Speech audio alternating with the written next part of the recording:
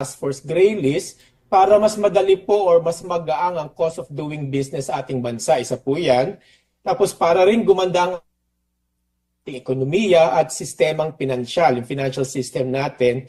At katulad yan na nabanggit nyo kanina, mababawasan din ang mga balakid sa mga transaksyon pinansyal ng ating mga OFWs abroad.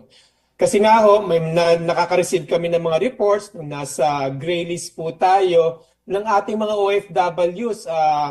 Unang-una, mas mataas ang charges or fees pag nagpapadala sila ng remittance nila sa Pilipinas. Pangalawa, mas maraming requirements, documentary requirements. Kumbaga, nagiging mas mahirap ang transaction.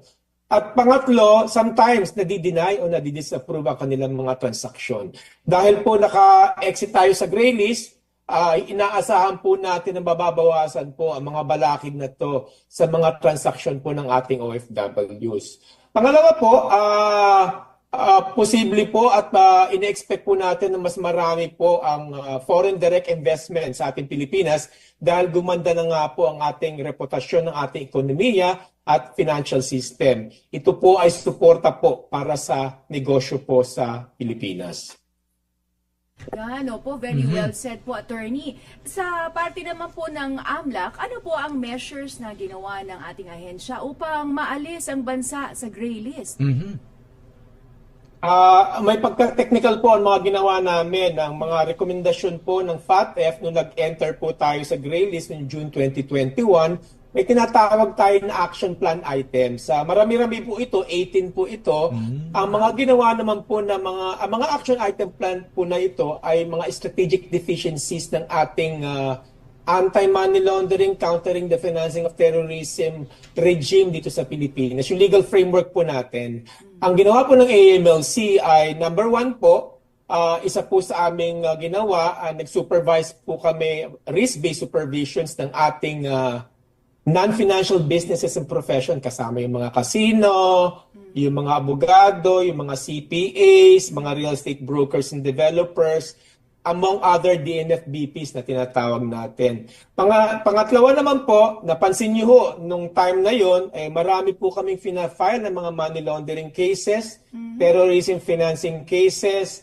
Yan po, nire-report po namin yung mga fina-file at iniimbestiga namin ng money laundering cases at terrorism financing cases.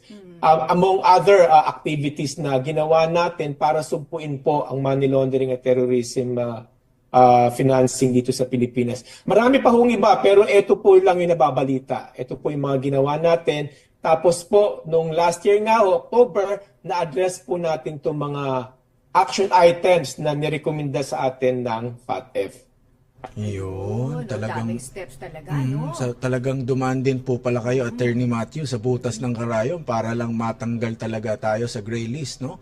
At yun nga po, Attorney, ano po ang plano naman ng AMLAC upang mapanatili na wala na talaga, no, sa FATF gray list ang Pilipinas? Yes. So paano natin masusustain ito, kumbaga, Attorney Matthew?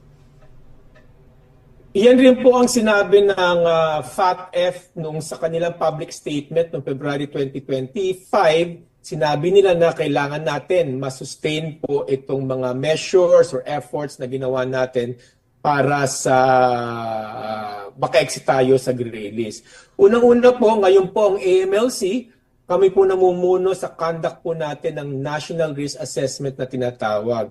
Ang National Risk Assessment po natin, inaalam po natin ano ho yung mga vulnerabilities ng ating sistema, yung risk at sa threats natin po for money laundering, terrorism financing, at mga financial crimes dito sa Pilipinas. Inaalam po natin ang risk para po yung ating mga ahensya ng gobyerno makapag-implement o makapag-isip ng mga polisiya, ano yung mga tamang batas para ma-address po yung mga risk natin sa terrorism financing, sa money laundering at financial crimes. Yan po ang una namin ginagawa. Pangalawa po, nagbabalak po ang AMLC mag-propose po ng ating amendments, ating Anti-Money Laundering Act.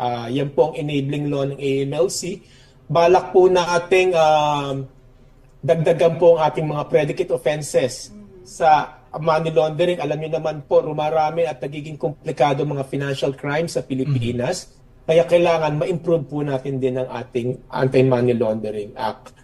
Tapos po, patuloy ho tayo magkukonvene ng ating NACC. Ang NACC po ay National Anti-Money Laundering Countering the Terrorism Financing Coordinating Committee na pinamumunuan po ng ating Executive Secretary.